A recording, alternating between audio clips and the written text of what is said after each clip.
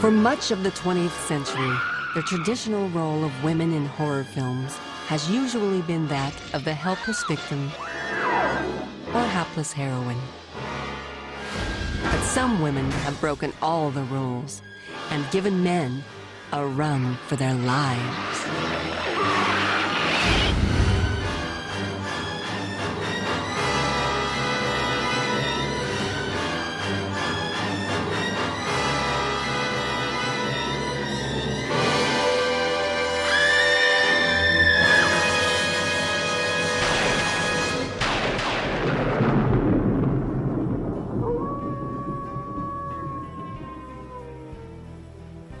Hello, darlings. It's me, Elvira, Mistress of the Dark, your glamorous guide to gal ghouls, vampire vixens, and witchy women. What? I said witchy. Oh, well. Ooh, lucky you. You're really in for a treat. I mean, besides me. We're gonna take a look at Hollywood's ultimate bad girls. They don't just kiss and tell. They kiss and kill. Our producers knew that to pay tribute to the ladies of horror, they needed a hostess who was really horrible. So they picked me, and I'm flattered, I think. We're calling our offering du jour Bride of Monster Mania. For some reason, I never get invited to weddings, although I have worked a lot of bachelor parties. You know, Bride of Monster Mania is the perfect title for this show because the audience at a horror movie is a lot like a bride on her wedding night. I mean, there's anticipation, followed by shock, terror, screaming, begging for mercy. But then when it's all over, you've had a pretty good time. And you can't wait for the sequel. Oh, our first monster brides really take that till death do us part stuff literally. And boys, you don't want to bring these gals home to meet your parents. Unless, of course, you want them killed. So put on your garlic necklace and get out your broom. We're gonna take a scary look at witches and vampires. Dream come true? Or walking nightmare? Beguiling women have had men bewitched, bothered, and bewildered since the beginning of time. And trouble has been brewing ever since. Motion pictures have always provided a safe haven for these enchanting ladies. The real world may not appreciate their devilish behavior, but at the movies, a magical evening is always welcome. Just don't get on their bad side. Vampires don't like to be crossed. And as for witches, well, these evil women give new meaning to the words girl power. As early as 1922, movie witches had begun casting their spell on the silver screen. But the first major film to portray the black arts didn't come from Hollywood. Produced in Sweden, Häxan had all the ingredients of a true spellbinder. Flying broomsticks, boiling cauldrons, evil spirits, and a witch's Sabbath. Though audiences couldn't hear them cackling, it was a silent picture after all, the witches of Häxan conjured up a vivid image of ancient sorcery. The film even included a demonic seduction. I think that the whole thing about the devil coming, I think that's a whole sexual connotation. She's seduced by the ultimate male who comes through the window, which is that adolescent hope for the elopement. And he's the ultimate seducer.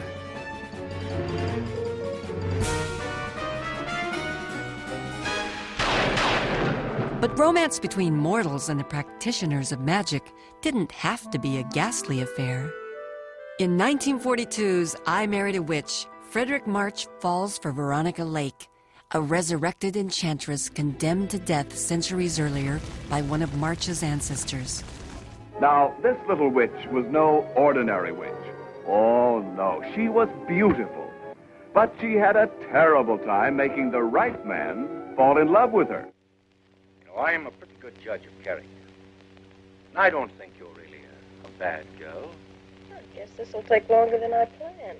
Despite the family history, love manages to conquer all. All right, what are you?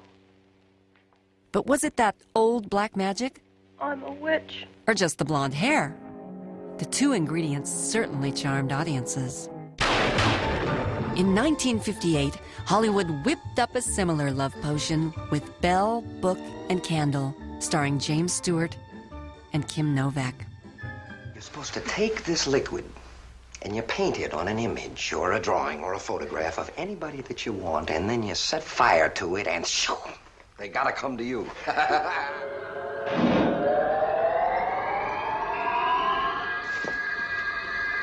Now you believe it. Of course I don't believe it, not one single stupid word of it. Chef. I'm getting out of here, out of this building, and don't think I'm ever coming back, because I'm not coming back, ever. You will, you have to. Oh, you mean the spell? Ha! We'll see about the spell. Taxi! Taxi! The film even inspired the hit TV series Bewitched. But not every screen witch had a heartwarming agenda. 2 years later, Italian director Mario Bava painted a far darker portrait of the supernatural with Black Sunday.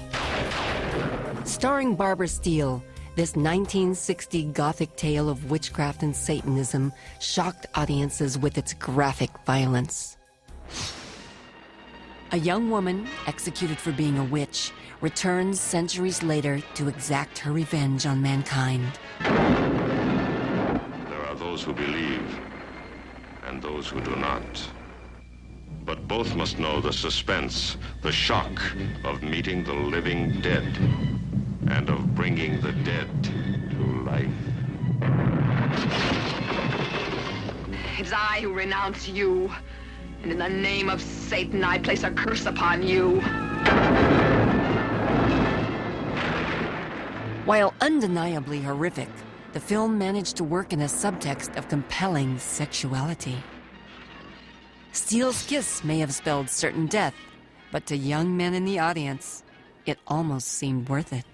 I think it's that dichotomy. You have this beautiful, alluring, sensual, charismatic creature who suddenly is capable of these horrible things, and I think there's a real appeal in that. It pushes the right buttons on people and can make that even scary for an audience, because you sort of let your guard down. You let your guard down and you let yourself be taken in, and suddenly from left field there's this creature.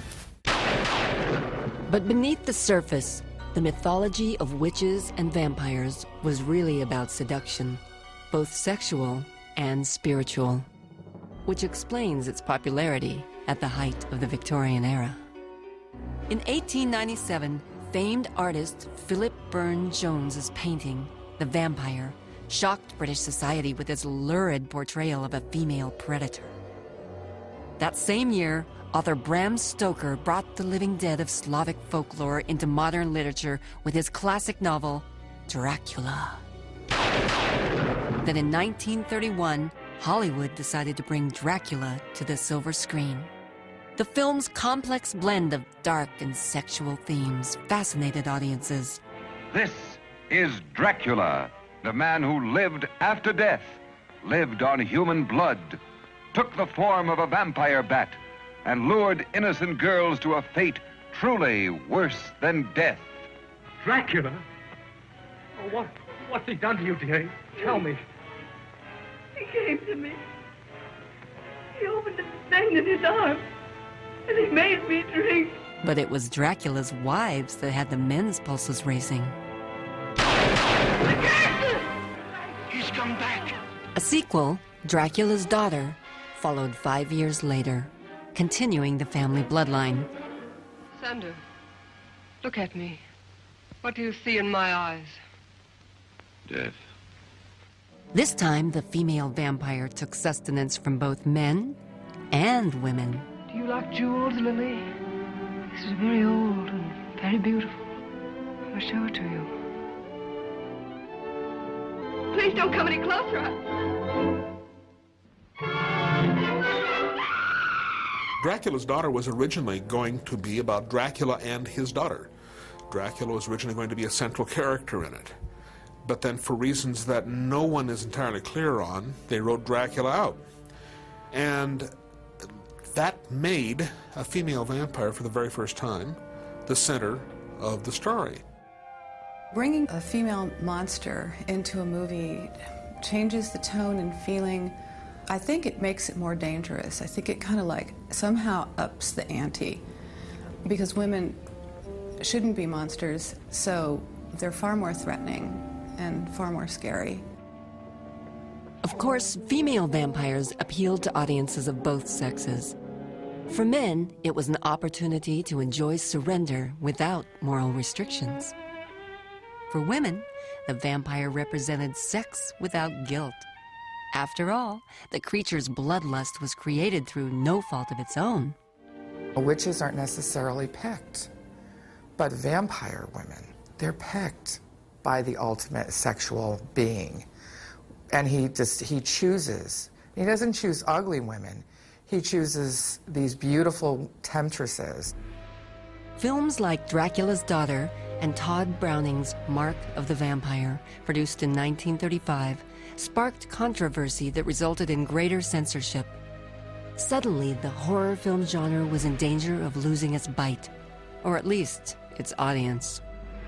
By the mid-1930s, film censorship was in full swing, both in the US and abroad.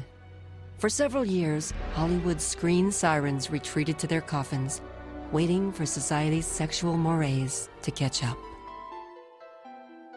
It was in France that the wake-up call was sounded. In 1960, director Roger Vadim created the most provocative vampire movie to date, Blood and Roses.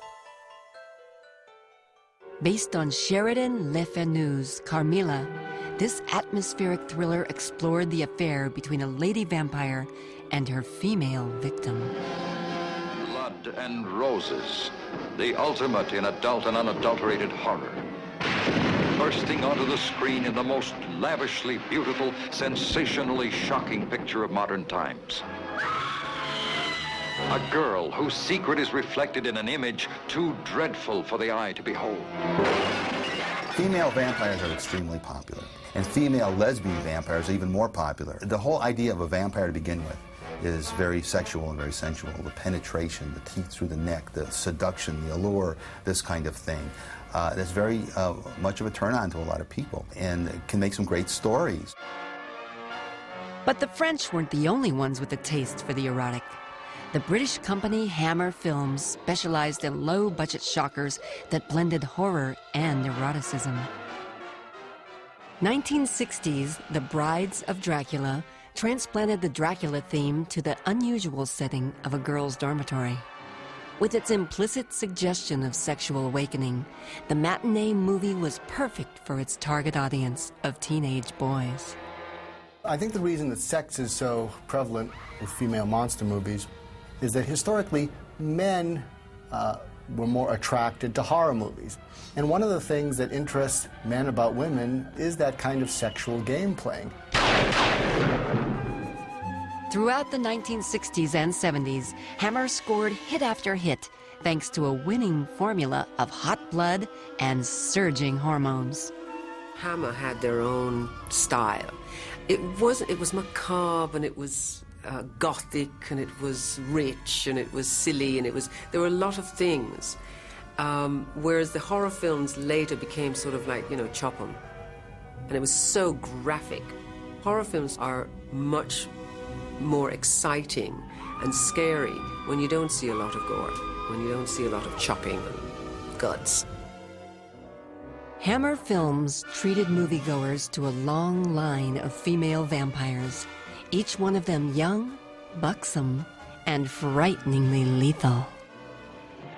I think in some ways a female predator is more powerful than a male, because you don't expect it from a woman. You know it's there, but I don't think one is too eager to see it.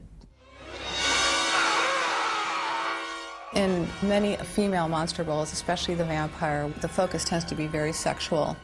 What this is saying is that the power that women have is in their sexuality. And it's basically saying that this is like this huge power that can control and dominate men and destroy the earth. In 1970, Hammer Films began a trilogy of erotic horror classics that reflected women's growing independence. Like Vadim's Blood and Roses, the films were inspired by Sheridan Le Fanu's novel, Carmilla. Sample, if you dare, the deadly passion of the vampire lovers. The first installment, The Vampire Lovers, revolved around the deadly exploits of a female vampire who preyed on teenage girls. In Hammer films, you would have the demon come and murder the girl, and then in turn she would become the perpetrator and find victims elsewhere and carry on. And I think that's why women are so strong in these films. Released the following year, Lust for a Vampire made being undead downright inviting. Welcome to the most exclusive finishing school in Europe, where the quest for knowledge continues long into the night. Turn now this fresh, warm blood into a body of thy making. Soon after, Hammer released the last, and what many consider the best, in this series. Twins of Evil starred Peter Cushing as a vampire hunter whose two nieces are drawn into the world of vampirism. Frida, what are you doing? Nothing. Just looking. The storm is beautiful. And when the lightning flashes, you can see Karnstein Castle. Frida! One who is dedicated to the devil and his deeds will not die by a vampire's bite, but will become one of the undead. A vampire. The nieces, one good, one evil, were portrayed by real-life sisters Madeline and Mary Collinson, Playboy magazine's first twin centerfolds. With the women's movement gaining momentum in the 1970s, it wasn't long before female vampires demanded equal time. Although Countess Dracula had nothing to do with Bram Stoker's infamous Count, it did concern a real-life Hungarian noblewoman who killed virgins to maintain her youthful looks. In Countess Dracula, again, the woman wrote the story, but that was easy because she was the greatest serial killer of all time. Dracula lives again in the body of a woman. Blood. The more she drinks, the prettier she gets. Blood? Whose blood? Who is the bloodthirstiest of them all? The Countess Dracula. For nearly 2 decades, Hammer Films had a lock on the vampire movie. But in 1979, Dracula returned to Hollywood for a big-budget remake starring Frank Langella. Langella gave the Count an erotic sensuality that no woman could resist.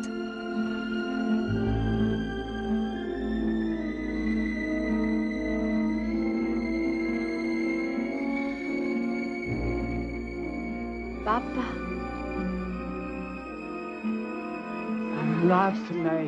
Laat mij met rust!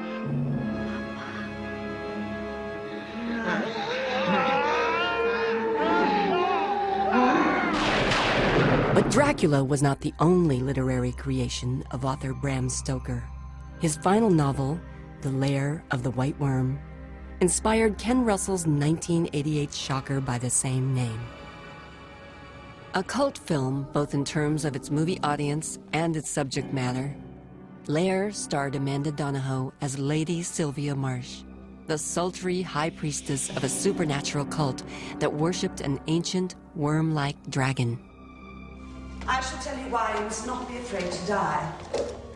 To die so that the god may live is a privilege given. And if you know anything at all about history, you will know that human sacrifice is as old as Dionin himself. Lair of the White Worm took the notion of vampire eroticism to its most Freudian extreme yet.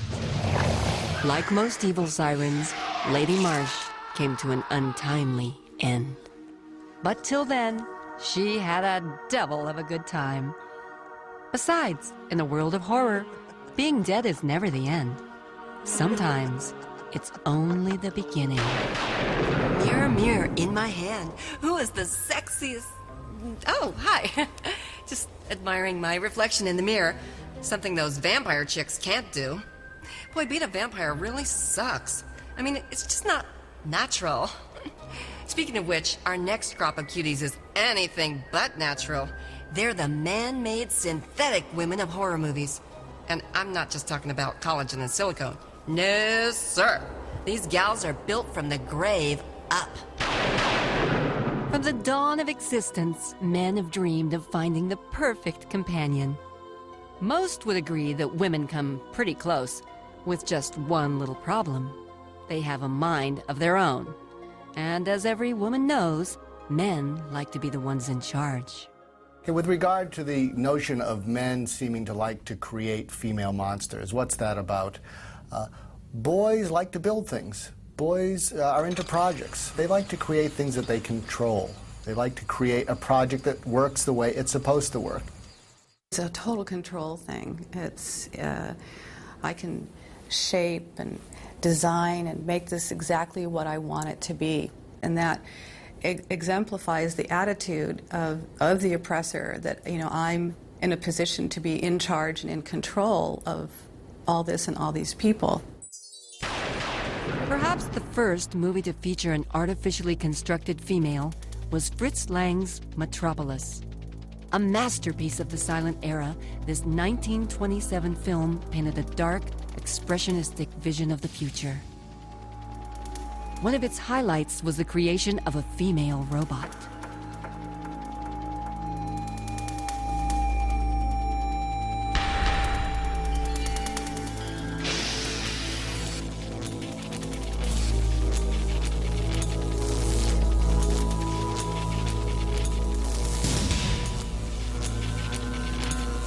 The mechanical female is made in the exact likeness of Maria, a beloved and trusted figure among the working class. But her true purpose is to betray those around her.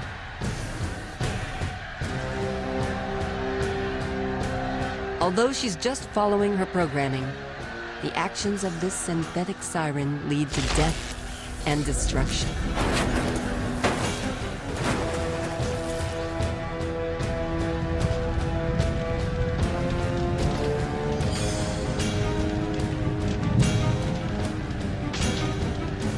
The haunting performance by actress Brigitte Helm as the robot made a lasting impression on future Frankenstein director James Whale.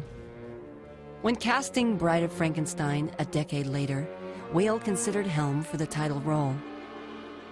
The worldwide success of Frankenstein in 1931 had audiences clamoring for more, and Whale's sequel is still considered one of the best monster movies ever made.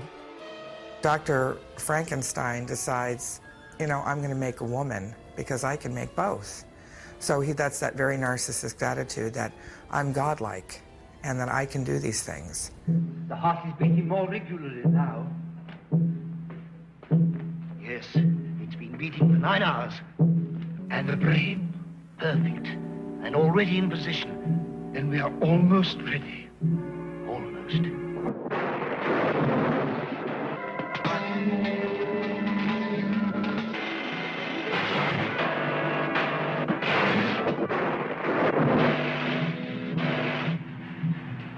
Remove the diffuser bands.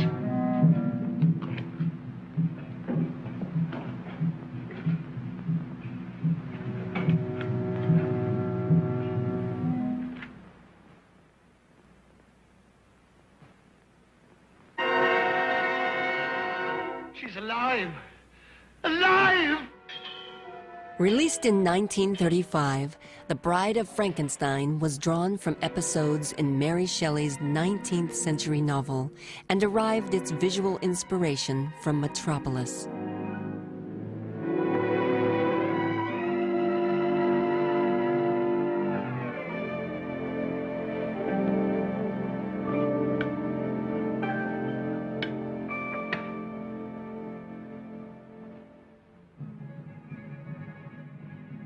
Elsa Lanchester, who played the female creature, even modeled much of her performance after that of Brigitte Helm. Stand back! Stand back!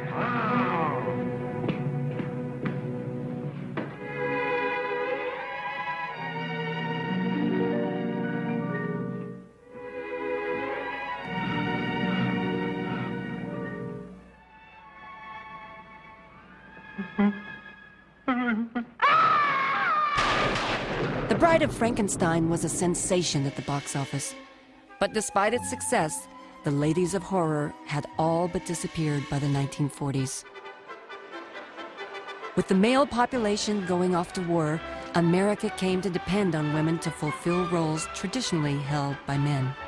Now the ones specializing in science and mechanics weren't men like Dr. Frankenstein.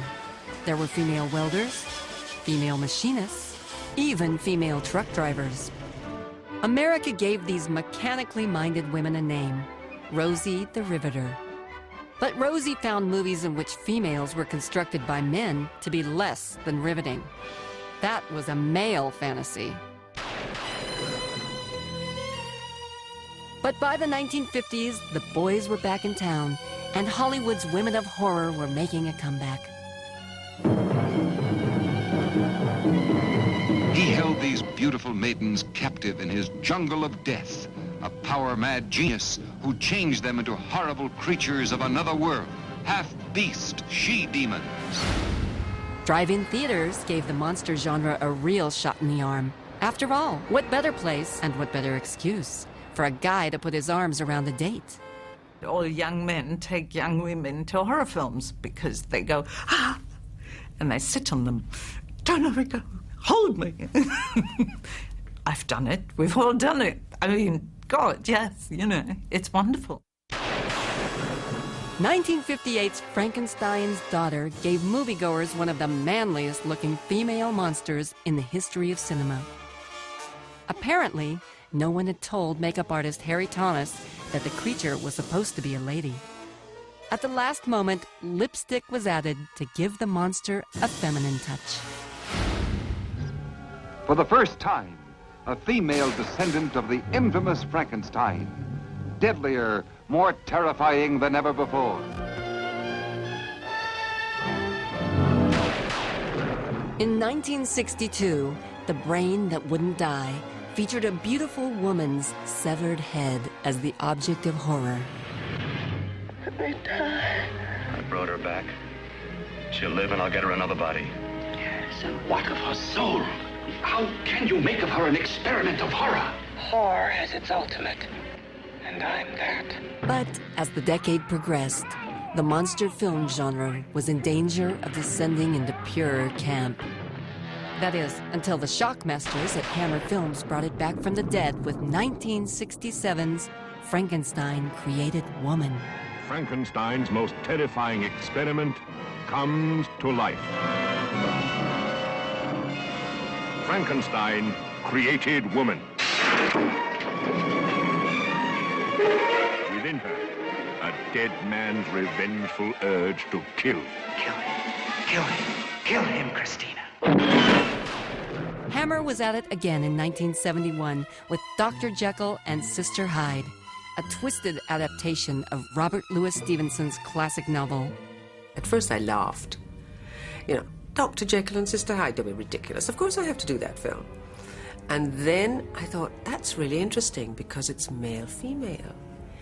And everyone has that. And how do you balance that? And it was really interesting. This is the testament of Dr. Henry Jekyll. Male. Male. Male. In this spine-tingling gender bender, not only is Hyde a female, but she is driven to murder women to feed her hormonal imbalance. They must be female. No more than 20 years old. And of course, basically what it is sort of, you know, coming to terms with the power of your body and the power of sexuality at that moment. And it was a really great moment for me. I mean, I love doing that. In this film, you will actually see the sinister Dr. Jekyll change in mind and body into the totally evil Sister Hyde. It is I who exist, Dr. Jekyll, not you. It is I who will be rid of you. As I come into being once more, I start to feel my power. This is like the second or third time, and that's when I start to discover my power in sexuality and my power in life and my power in being a woman, and suddenly it's like, and I don't want to go back. I don't want to disappear again. Dr. Jekyll Sister Hyde, man or woman or both. The Stepford Wives, about what men can do behind closed doors. In 1975, the concept of the man-made woman hit closer to home with the Stepford Wives, in which suburban husbands conspire to create the perfect partners by replacing their wives with androids who are literally built to serve. I'll just die if I don't get this recipe. It took me so long to get the upstairs floor to shine. Charmaine's changed. Carol Van Zant's changed. I'm getting the hell out of Stepford. Bobby, it's gotten to you now. I just want to look like a woman. And you're not going to leave Stepford either, are you? Leave Stepford? She's changed. And stop telling me I'm crazy. You see somebody, you get some help. You see a psychiatrist. I think the men in the association are behind it. Charmaine changed. Bobby changed. And my time is coming. I want my children! Where are they? The 1990s saw a resurgence in movies that blended modern science with classic horror. In an age of genetic engineering, the prospect of creating the perfect woman had achieved a terrifying new dimension. In 1995, Species introduced audiences to the most physically perfect female yet, a laboratory-grown superwoman whose DNA was literally out of this world. We decided to make it female so that it would be more docile and controllable. More docile and controllable, huh? I guess you guys don't get out much. I think what's most interesting about the movie Species is that nobody expected that, you know, a woman creature would be like this kick-ass warrior type of being. And the fact of the matter is that women really are far more vicious when protecting their young than men would ever be. That's portrayed in Species to its full extent.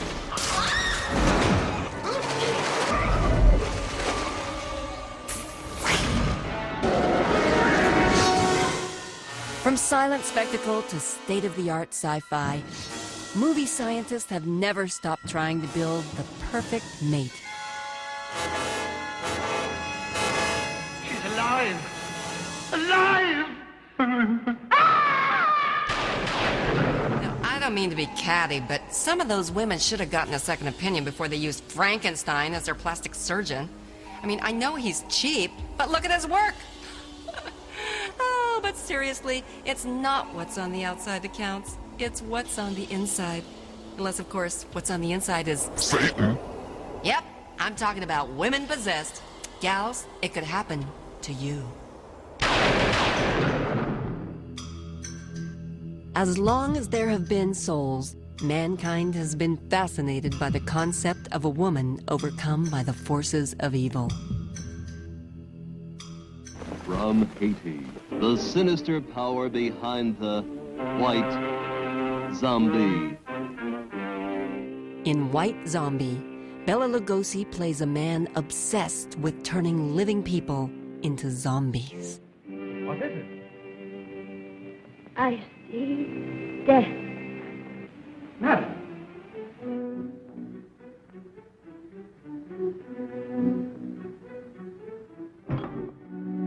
Mad with power, he uses the strength of his will to turn a young woman into a soulless creature. Never eyes so evil, never powers so potent, never magic so black as the master of the White Zombie. Cinema's most famous foray into the world of possession came in 1973 with William Friedkin's The Exorcist. Based on a documented case, the film starred Linda Blair as an innocent girl possessed by the devil. Somewhere between science and superstition, there is another world. The world of darkness.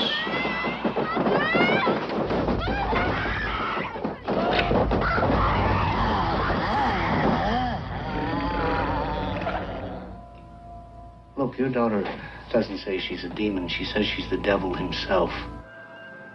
The one hope the only hope. The Exorcist. I think the reason that the little girl in the movie The Exorcist struck such a chord with the public is, first we're allowed to identify with her as this little girl, and then this beast, kind of like from within, takes over and is communicating through her and changes and distorts her. It is showing this strange thing that happens in adolescence that is just really perplexing and frightening. Following in the Exorcist's demonic wake was another tale of possession, Beyond the Door. This time, mother, not daughter, was the unwilling recipient of the devil's attention. Who are you? Who are you? George, please help me. Free me. Do something for me, George, please. Come on, you filthy pig. In spite of this story change, the film bore an eerie resemblance to The Exorcist. Another film featuring a fiendish female was Brian De Palma's Carrie. Starring a young Sissy Spacek, the movie taught a whole generation of teens to think twice about teasing the high school nerd. It's the night of the senior prom. The Bates High School gym is alive with excitement. And everybody is there. Even Carrie White, the girl no one likes and everyone makes fun of. The girl who lives in that creepy house with her crazy mother. The girl with the strange power. But tonight, no one will laugh at Carrie. She's with the best-looking boy in the senior class. She'll be voted Queen of the Prom. For Carrie, it will be a dream come true. For everyone else, it will be a nightmare.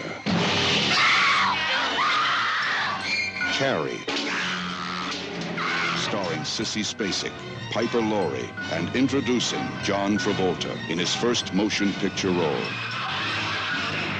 If you have a taste for terror, you have a date with Carrie. Carrie's transformation from prom queen to hellraiser reflected the changing attitude by Hollywood toward female adolescents. Adolescents, especially females, are really scary at that time because that's when they're truly switching over from being kind of androgynous to being women. They're starting their menses, and that's when they start to become possibly more of a threat. Before that, they were kind of like boys, but then all of a sudden, no, they're not. They're those women. They're those monsters.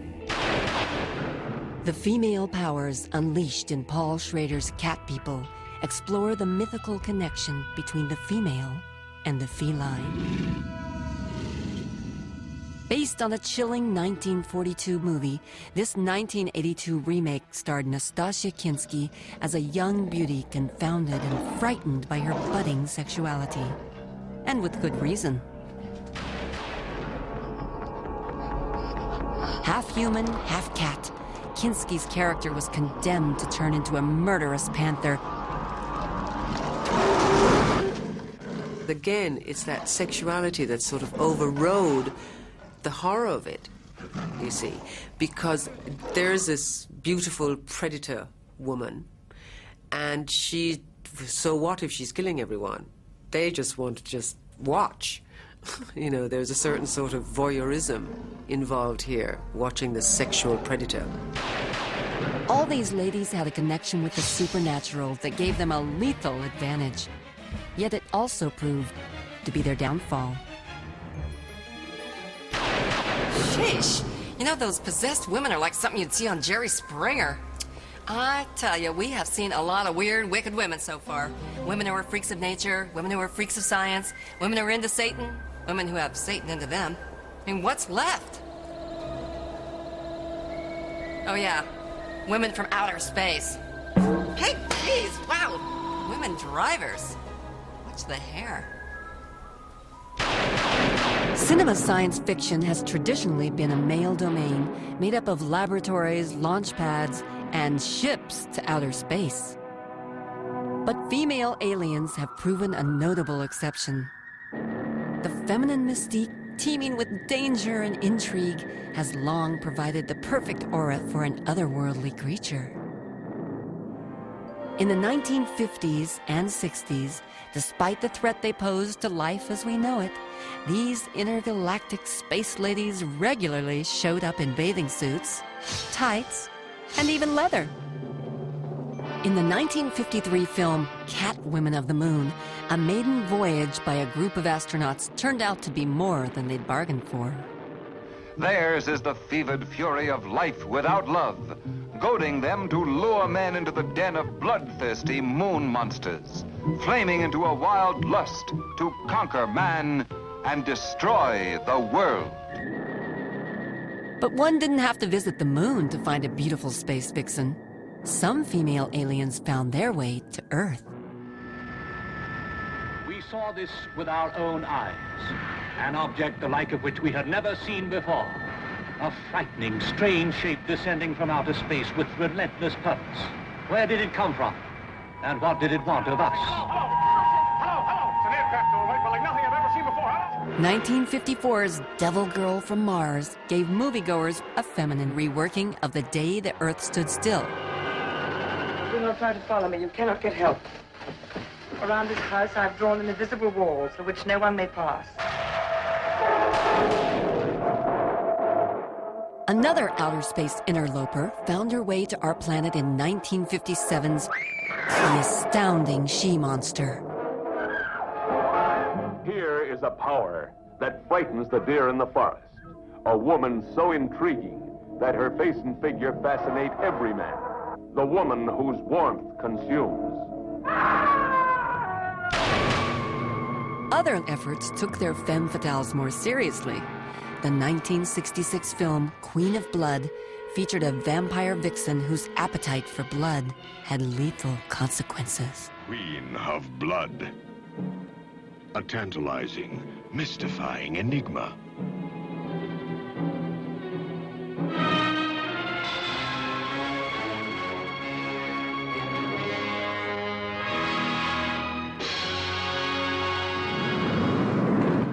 But nowhere was the developing image of the tough woman more evident than in Ridley Scott's sci-fi shocker, Alien. Released in 1979, the film co-starred Sigourney Weaver as Lieutenant Ellen Ripley.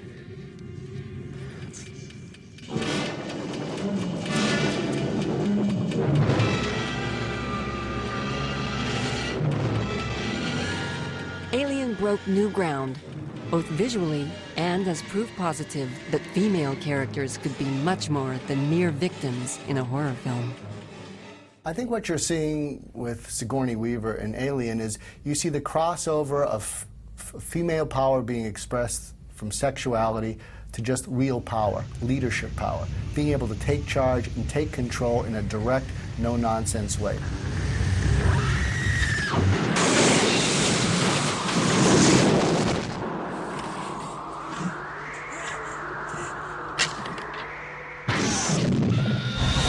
In the 1986 sequel, Aliens, Lieutenant Ripley returns, tougher than ever.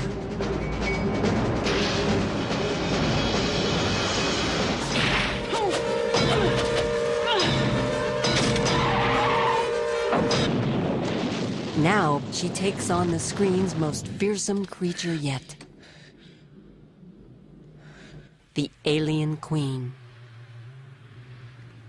The fight that ensues is a clash seldom seen on film. Two female characters locked in a savage battle to the death.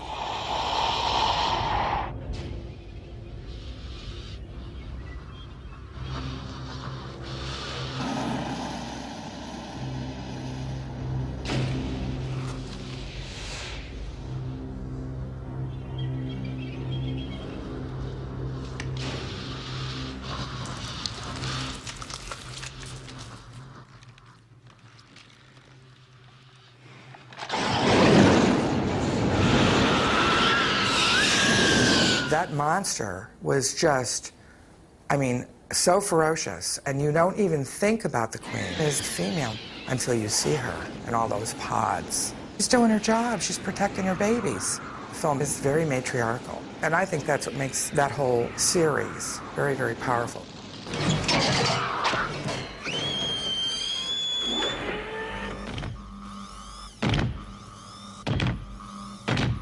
Get away from her, you bitch!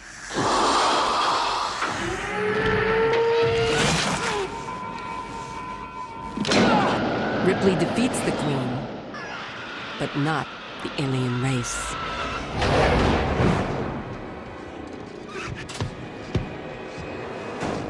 Ripley's fight-to-the-death mentality is once again called into action when she is faced with an even more sinister alien creature in the terrifying third installment, Alien 3. I have one inside of me. I saw it on the CAT scan. It's a queen. An egg layer. It can make thousands more like the one we've got here. When Ripley discovers that the alien has embedded itself in her womb, she kills herself to save the human race.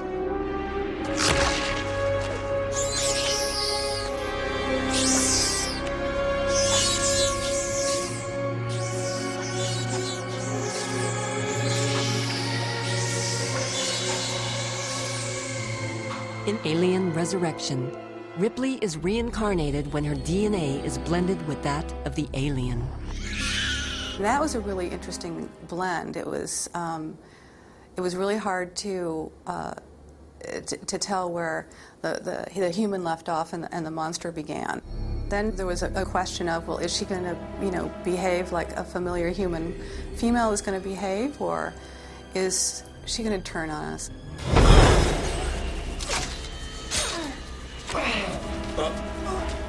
The alien queen mates with Ripley and produces one of the most horrifying creatures in movie history. Once again, Ripley must commit the ultimate act of battle. She sacrifices her hybrid offspring to stop the alien race forever.